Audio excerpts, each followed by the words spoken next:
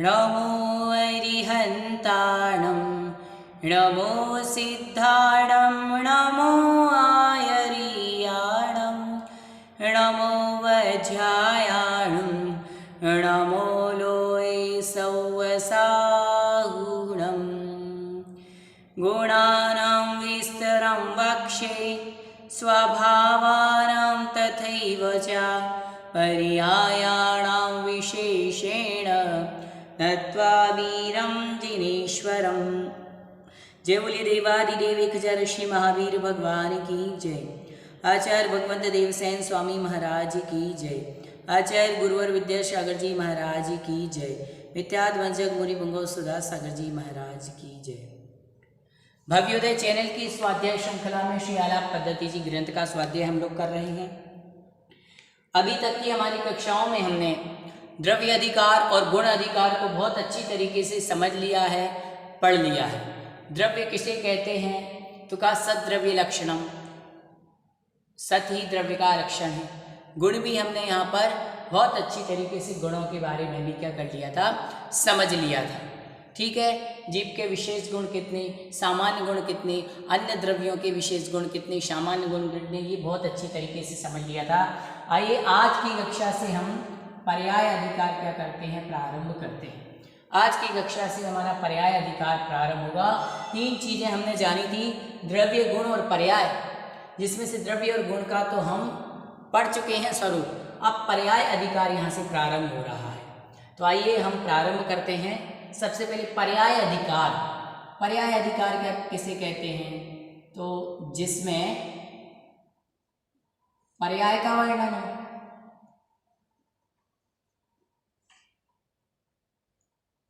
जिसमें पर्याय का वर्णन हो, जिसमें पर्याय का वर्णन हो ऐसा अधिकार उसे पर्याय अधिकार कहते हैं। अर्थात कुल मिलाकर के इस अधिकार में पर्याय का वर्णन चलने वाला है। ठीक है, इतना सभी को समझ में आ गया। अब आइए समझते हैं पर्याय की सबसे पहले डेफिनेशन और भेद बता रहे हैं। गुण विकाराः पर्यायास्ते, गुण विकाराः पर्यायास्ते द्वेधा अर्थ व्यंजन पर्याय भेदात्। सूत्र का उच्चारण, गुण विकाराः पर्यायास्ते द्वेधा अर्थ व्यंजन पर्याय भेदात्। गुण विकाराः पर्यायास्ते द्वेधा अर्थ व्यंजन पर्याय भेदात्। उच्चारण आ गया। अब इसका अर्थ समझते। गुण विकारा पर्याय, पर्याय का यहाँ पर बन जाएगा पर्याय, संधि विच्छेद करेंगे तो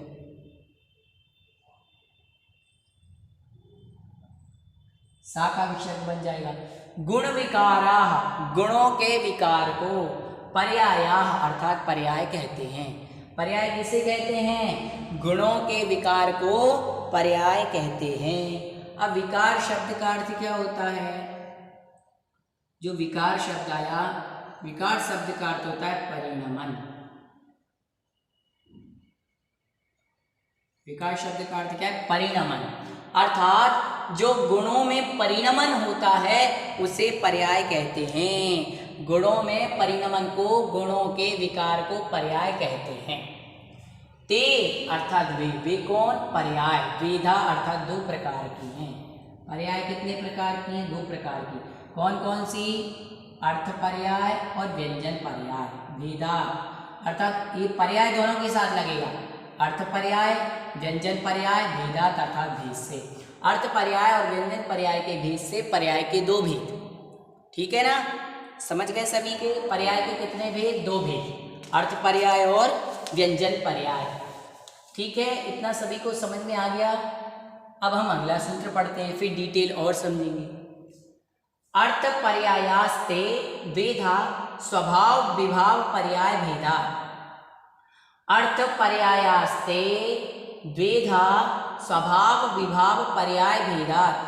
अर्थ पर्यायास्ते द्वेधा स्वभाव विभाव पर्याय भेदात्। उच्चारण आया। अब अर्थ पर्यायाः ते, अर्थ पर्यायः अर्थात अर्थ पर्याय। ठीक है, किसकी चर्चा चल रही है यहाँ पर, अर्थ पर्याय की। संधि विच्छेद करते हैं, यहाँ पर क्या बन जाएगा, अर्थ पर्याय ते। अर्थात वह अर्थ पर्याय द्विधा अर्थात दो प्रकार की है। कौन कौन सी? स्वभाव अर्थ पर्याय और विभाव अर्थ पर्याय। ठीक है, वह जो यहाँ पर अर्थ पर्याय की बात चल रही है वह स्वभाव और विभाव के भेद से दो प्रकार की है। इतना दो सूत्र का आपको सामान्य अर्थ तो सभी को समझ में आ ही गया होगा। अब इसके पश्चात हम समझते हैं, सबसे पहले दो चीज हमने पढ़ी। सबसे पहले हमने पढ़ा पर्याय। तो पर्याय किसे कहते हैं? तो गुणों में जो परिणमन होता है उसे पर्याय कहते हैं। अब गुणों में किस प्रकार का परिणमन होता है एक बार हम समझते हैं।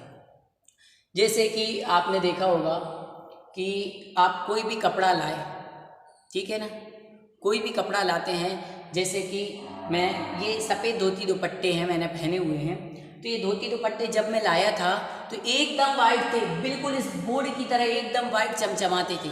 परंतु धीरे धीरे धीरे धीरे क्या होते रहे, ये परिवर्तित होकर के आज थोड़े थोड़े से इनमें पीलापन आ गया है ना। ये बोर्ड बिल्कुल साफ चमचमा रहा है, बिल्कुल जब आया था एकदम प्योर वाइट था, परंतु धीरे धीरे धीरे धीरे ये क्या होता जाता है, थोड़ा इसमें पीतपन पीलापन आता जाता है। वैसे ही संसार की प्रत्येक जो चीज होती है, प्रत्येक द्रव्य होता है, जीव, पुद्गल, धर्म, अधर्म, आकाश, काल, पुद्गल नाम का द्रव्य है, उसमें जो गुण होते हैं, समझ गए। पुद्गल का सामान्य गुण हमने क्या पढ़ा था? अस्तित्व, वस्तित्व, द्रव्यत्व, प्रमेयत्व, प्रदेशत्व और मूर्तित्व और अमूर्तित्व, मूर्तित्व और अचेतनत्व। तो जो मूर्तित्व नाम का गुण है, स्पर्श रस गंध पाया जाता है इसमें, तो इस गुण में निरंतर क्या है, बदलाव हो रहा है। पुद्गल का लेते हैं हम, ये पुद्गल है, ये क्या है, ये पुद्गल है, और इस पुद्गल में मूर्तित्व अर्थात स्पर्श रस गंध वर्ण का गुण है। इसमें वर्ण नाम का जो गुण है, ये सफेद कलर का आपको दिखाई दे रहा है, दिखाई दे रहा है ना, ये बोर्ड सफेद कलर का है, श्वेत पट्ट है, तो इसके जो गुण है, इसका गुण क्या है, श्वेत वर्ण। श्वेत वर्ण मूर्तित्व नाम का जो गुण है, इस गुण में निरंतर क्या बदलाव होगा कि नहीं, इसमें जो परिणमन होगा कि नहीं, वही परिणमन क्या कहलाता है, पर्याय कहलाता है। निरंतर बदला, जैसे हमारी आत्मा है, जीव है, जीव द्रव्य, पहले ये किसी और पर्याय में था, अभी किसी और पर्याय में है, मर करके किसी और पर्याय में जाएगा, है ना। तो ये जो हमारी जीव का जो गुण है वो निरंतर क्या होगा, हमारी आत्मा का जो गुण है, चेतनत्व गुण है, चेतनत्व गुण, और हमें जो पुद्गल है, पुद्गल का हो गया अचेतनत्व गुण, तो इनमें निरंतर क्या होता रहता है, परिणमन होता रहता है, वह कहलाती है पर्याय। जो गुणों में परिणमन होता है वही पर्याय कहलाती है। अब समझ में आ गया होगा आपको गुणों में कैसा परिणमन होता है।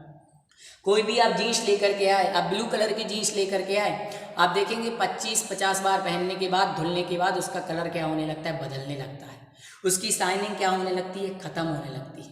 होती है कि नहीं खत्म होती, यही तो पर्याय है। उसके गुण में क्या हो रहा है, निरंतर परिणमन हो रहा है। अब वह जो पर्याय है, वह जो परिणमन है, वो परिणमन कितने प्रकार का, वह पर्याय कितने प्रकार की, तो वह पर्याय होती है दो प्रकार की, द्रव्य पर्याय और गुण पर्याय। द्रव्य की पर्याय और गुणों की पर्याय, समझ गए। जो गुणों में परिणमन होता है वह गुण पर्याय, जो द्रव्यों में परिणमन होता है वह द्रव्य पर्याय। अब द्रव्य पर्याय दो प्रकार की, अर्थ पर्याय और व्यंजन पर्याय, और गुण पर्याय भी दो प्रकार की, अर्थ पर्याय और व्यंजन पर्याय। अभी हमने पढ़ा ना कि पर्याय कितने प्रकार की, अर्थ पर्याय और व्यंजन पर्याय। तो द्रव्य की भी अर्थ पर्याय और व्यंजन पर्याय। यहाँ देखिए आप, सबसे पहले पर्याय के दो भेद किए, द्रव्य पर्याय और गुण पर्याय। फिर द्रव्य पर्याय के दो भेद, अर्थ पर्याय और व्यंजन पर्याय, ठीक है। और गुण पर्याय के भी दो भेद, अर्थ पर्याय और व्यंजन पर्याय, ठीक है। उसके बाद अर्थ पर्याय के भी दो भेद, स्वभाव अर्थ पर्याय, विभाव अर्थ पर्याय। व्यंजन पर्याय के भी दो भेद हो जाएंगे, स्वभाव और विभाव। और यहाँ पर अर्थ पर्याय के जो गुण पर्याय है, गुण पर्याय का अर्थ पर्याय है, इसके भी दो भेद हो जाएंगे, और आगे भी इनके दो भेद हो जाएंगे। तो इतना तो आपको डायग्राम से ये समझ में ही आ रहा होगा किसके कितने भेद होते हैं। अब हम समझते हैं कि अर्थ पर्याय किसे कहते हैं। तो अर्थ पर्याय, अर्थ पर्याय के बारे में हम थोड़ा सा समझ लेते हैं कि अर्थ पर्याय क्या कहलाते हैं। सामान्य से समझाएंगे अर्थ पर्याय, ठीक है। आपके सामने दो चीज है, एक तो अर्थ पर्याय और दूसरी है आपकी व्यंजन पर्याय। तो अर्थ पर्याय, अर्थ पर्याय सूक्ष्म विषय होता है। अर्थ पर्याय का विषय क्या होता है? एकदम सूक्ष्म। अर्थ पर्याय जो है, तो अर्थ पर्याय का विषय क्या होगा? एकदम सूक्ष्म। अर्थ पर्याय एकदम सूक्ष्म होती है, बिल्कुल सूक्ष्म वस्तु को विषय बनाती है ना। उसके बाद ये कैसी होती है? प्रतिक्षण नष्ट। प्रति समय क्या होती रहती है? प्रति क्षण ये नष्ट होती रहती है। और ये कैसी है? वचन अगोचर। वचन अगोचर अर्थात वाणी के द्वारा इसे व्यक्त नहीं किया जा सकता। हम यदि सोचें कि इस हम जो अर्थ पर्याय है, इस अर्थ पर्याय के स्वरूप को मैं आपको समझा दूं, तो ये हम नहीं बता सकते, क्योंकि ये पर्याय इतनी सूक्ष्म होती है, इतनी सूक्ष्म होती है। प्रति समय इसमें क्या होता रहता है? परिणमन होता रहता है, और प्रति समय ये पर्याय नष्ट होती है। अर्थ पर्याय प्रति समय नष्ट हो रही है, इसलिए इसका वर्णन करना शब्दों में नहीं हो सकता। इसका केवल स्वरूप, इसका वर्णन तो केवल केवली भगवान ही कर सकते हैं, क्योंकि मति और शुद्ध ज्ञान के द्वारा हम इस अर्थ पर्याय का वर्णन कैसे करेंगे? आचार्य भगवंत ने कह दिया वचन अगोचर है, ये वचनों के द्वारा नहीं कहा जा सकता, इतनी सूक्ष्म होती है। अब देखिए, जैसे कि आप देख रहे होंगे, संसार का प्रत्येक परमाणु है, प्रत्येक पुद्गल है, वो प्रति समय परिणमन कर रहा है। आप नई की नई गाड़ी ला करके एक रूम में पैक करके रख दीजिए, और 10 साल बाद निकालेंगे तो उसमें थोड़ा पुरानापन आ जाएगा, बल्कि आपने उसको यूज नहीं किया, उसका प्रयोग नहीं किया, फिर भी उसमें परिणमन होता कि नहीं होता? तो वो परिणमन आपको 2 साल, 5 साल, 1 दिन, 2 दिन, 10 दिन में देखने को मिलता है। पर प्रति समय जो परिणमन हो रहा है वो तो हम नहीं समझ पाते ना। प्रति समय जो परिणमन हो रहा है, प्रति समय जो उसमें बदलाव हो रहा है, वह है अर्थ पर्याय, और उसे वर्णन करना बहुत ज़्यादा कठिन है। अब यही इसके बाद होती है इसके विपरीत व्यंजन पर्याय। व्यंजन पर्याय क्या होती है? व्यंजन पर्याय क्या होती है? ये प्रति समय नष्ट नहीं होती। व्यंजन पर्याय चिरकाल स्थूल तक रहती है। इसका विषय कैसा? स्थूल। अर्थ पर्याय का विषय क्या है? सूक्ष्म, है ना। व्यंजन पर्याय का विषय है स्थूल, है। और अर्थ पर्याय क्या है भाई? प्रति समय नष्ट होने वाली है, और व्यंजन पर्याय प्रति समय नष्ट होने वाली नहीं है, चिरकाल तक रहती है। अर्थ पर्याय को वचन के द्वारा नहीं बताया जा सकता, इसका वर्णन नहीं किया जा सकता। व्यंजन पर्याय को मैं बता सकता हूँ, जैसे कि अभी मैंने आपको बताया कि आज बोर्ड ऐसा है, फिर कल ऐसा हो जाएगा। आप देखते हो जब पेड़ों में टमाटर होते हैं तो वो इतना सा रहता है, और धीरे धीरे इतना बड़ा हो जाता है। फूल देखते हो, पहले फूल में क्या होते हैं? कोई भी बीज होता है, आपने ज़मीन में बोया, उसका अंकुर हुआ, फिर धीरे धीरे पेड़ होता है, फिर उसमें पुष्प होते हैं, फिर उसमें फल होते हैं। तो ये चीज़ आपको एक समय में देखने को मिलती है, और ये लंबे समय तक चलता रहता है। वो एक बीज बट वृक्ष का रूप धारण कर लेता है, पर प्रति समय जो उसमें बदलाव हो रहा है वो क्या है? अर्थ पर्याय है, और वो इतना सूक्ष्म है कि हम उसे वर्णन नहीं कर सकते। तो ये व्यंजन पर्याय और अर्थ पर्याय हो गया। ये तो सभी को समझ में आ गई होगी। अब इसके बाद और हमने 2 प्रकार की पर्याय पढ़ी ली थी, द्रव्य पर्याय और गुण पर्याय। ठीक है, अब गुण पर्याय किसे कहते हैं? तो कहा गुणों के द्वारा अन्वय रूप एकता की ज्ञान का कारण जो पर्याय हो वह गुण पर्याय है। जैसे कि वर्ण गुण की हरी पीली आदि पर्याय, हर एक पर्याय में वर्ण गुण की एकता का ज्ञान है, इससे यह गुण पर्याय है। समझ गए? किसी भी चीज में गुण विद्यमान है, जैसे कि मैंने आपको बताया था कोई भी सोना है तो उसका गुण क्या है? पीतपन, पीतलपना है। सोना है, बन गया, ठीक है, वो सोना तो क्या है? द्रव्य है, पुद्गल द्रव्य है ना। और वह कंगन की पर्याय में है, कंगन है अभी, वह सोना कंगन के रूप में है, तो वह उसकी पर्याय होगी। परंतु जो उसका पीलापन है, जो उसका पीतपन है, जो उसका चमचमापन है, वो उसका गुण है, वो स्वर्ण गुण है, स्वर्णत्वपना गुण है। समझ रहे हैं? तो अब इसके बाद गुण पर्याय और द्रव्य पर्याय 2 पर्याय हैं, इसमें अर्थ पर्याय, व्यंजन पर्याय, इसमें भी अर्थ पर्याय, व्यंजन पर्याय। फिर इसके बाद स्वभाव पर्याय और विभाव पर्याय, ये भी 2 प्रकार की आती हैं। अब इतना तो सभी को समझ में आ गया होगा कि अर्थ पर्याय और व्यंजन पर्याय में अंतर क्या है।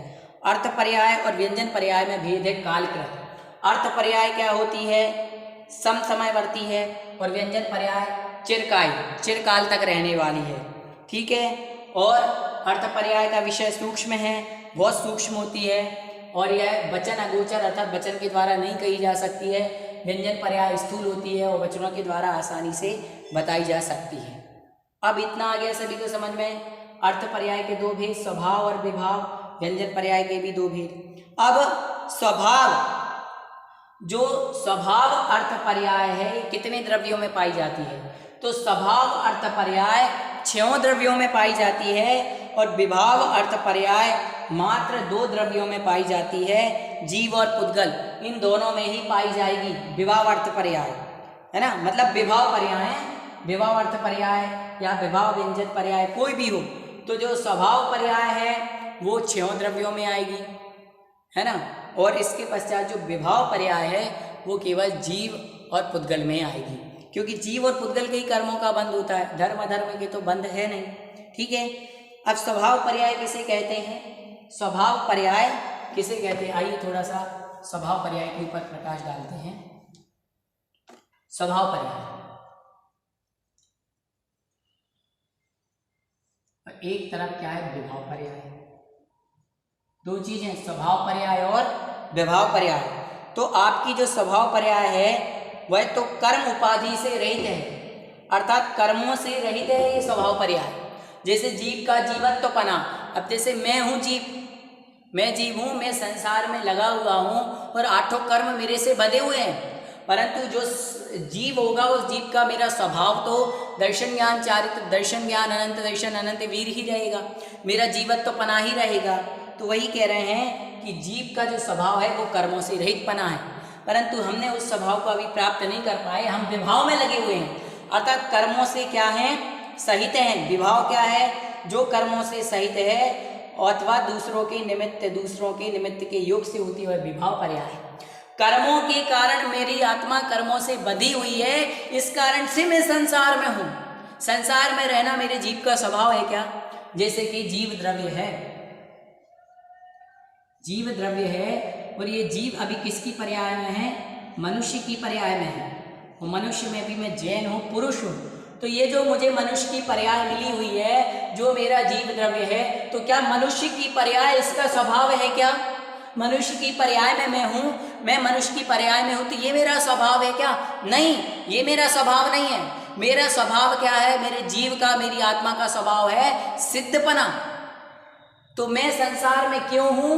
क्योंकि मैं विभाव पर्याय से सहित हूँ, कर्मों से सहित हूँ, और कर्मों के सहित होने के कारण मैं पराधीन हो गई है मेरी आत्मा।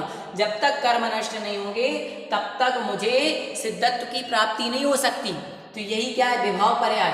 जो शुद्ध जीव है, जीव का जीवत्वपना है, अनंत दर्शन वीर आदि गुण है, वो स्वभाव पर्याय है हमारी। और विभाव पर्याय क्या है? संसार में जो है वो कर्मों से सहित है, वही हमारी क्या है? विभाव पर्याय होती है। इतना तो सभी को यहाँ पर सामान्य से समझ में ही आ गया होगा कि स्वभाव पर्याय क्या है, विभाव पर्याय क्या है। समझ गए सभी को? इतना तो समझ में आ ही गया होगा कि हमने यहाँ पढ़ा पर्याय के दो भेद, द्रव्य पर्याय, गुण पर्याय, और उसमें भी अर्थ पर्याय, व्यंजन पर्याय। अर्थ पर्याय किसे कहते हैं? जो सूक्ष्म होती है, वचनों के द्वारा कही नहीं जा सकती, प्रतिक्षण नष्ट होने वाली होती, 3 विशेषताएं। और व्यंजन पर्याय क्या होती? स्थूल होती है, वचनों के द्वारा कही जा सकती है और बहुत समय तक रहने वाली होती है। और स्वभाव जीव का नेचर, और विभाव नेचर से विपरीत। तो इस प्रकार से पर्याय अधिकार में हमने इनके भेदों को पढ़ा, अर्थ पर्याय, व्यंजन पर्याय। आप ये ध्यान रखिए, अर्थ पर्याय को शब्दों के द्वारा व्यक्त किया ही नहीं जा सकता। कोई पूछे अर्थ पर्याय को कैसे समझें, बोलते ना भैया उसे तो केवल ही भगवान ही बता सकते हैं, हम उसका वर्णन, उसकी विशेषता नहीं बता सकते, इतनी गहरी है वो। आचार्य भगवंतों ने कह दिया वचन अगोचर, बस वचन अगोचर का मतलब वचनों के द्वारा नहीं कही जा सकती, क्योंकि प्रति समय नष्ट हो रही है वो। समझ रहे हैं? और व्यंजन पर्याय ये आपको समझ में आती है, दिखती है, बदलाव आपको दिखता है, चेंजेस दिखता है। स्वभाव विभाव पर्याय ये भी आप लोग समझ चुके हैं। तो इस प्रकार से पर्याय अधिकार के हमने 2 सूत्र पढ़े। आगे और किस प्रकार से जो जीव है, उद्गर आदि हैं, अन्न में भी जीव होता है, उनमें किस प्रकार से वृद्धि होती है, किस प्रकार से हानि होती है, सद्गुणी हानि वृद्धि, इसके बारे में भी सुना होगा। और विशेष हम अगली कक्षा में पढ़ेंगे। आज के लिए इतना ही। सभी को जय।